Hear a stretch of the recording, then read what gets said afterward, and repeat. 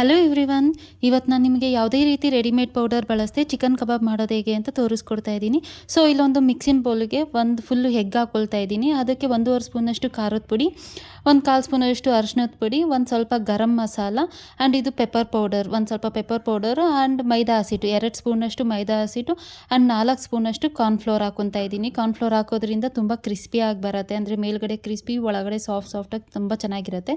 ಹಾಗೆ ಇಲ್ಲಿ 1.5 ಸ್ಪೂನಷ್ಟು ಜಿಂಜರ್ ಗಾರ್ಲಿಕ್ ಪೇಸ್ಟು, ಆಮೇಲೆ ಸ್ವಲ್ಪ ರುಚಿಗೆ ತಕ್ಕಷ್ಟು ಉಪ್ಪು, 2 ಸ್ಪೂನ್ ಅಷ್ಟು ವಿನೆಗರ್ ಹಾಕ್ಕೊಂಡು ಅಷ್ಟು ಫುಲ್ಲು ಚೆನ್ನಾಗಿ ಕಲಿಸ್ಕೊತಾ ಇದ್ದೀನಿ. ಕಲಿಸ್ಕೊಂಡಾದ್ಮೇಲೆ ಏನು ಚಿಕನ್ ಪೀಸಸ್ ಇದೆ ಅಲ್ವಾ, ಅದನ್ನೆಲ್ಲ ಚೆನ್ನಾಗಿ ಕಲಿಸ್ಕೋಬೇಕು. ಅಂದರೆ ಮಸಾಲ ಎಲ್ಲ ಪೀಸಸ್ಗೂ ಹಿಡಿಯೋ ಥರ ಕಲಿಸ್ಕೊಂಡು ಇದನ್ನೊಂದು ಟೈಮ್ ಇತ್ತು ಅಂದರೆ 3 ಅವರ್ಸ್ ಮ್ಯಾರಿನೇಷನ್ ಮಾಡಬೇಕಾಗತ್ತೆ. ಇಲ್ಲ ಅಂದರೆ 1-2 ಅವರ್ಸ್ ಬಿಟ್ಟರು ಸಾಕು, 1-2 ಅವರ್ಸು.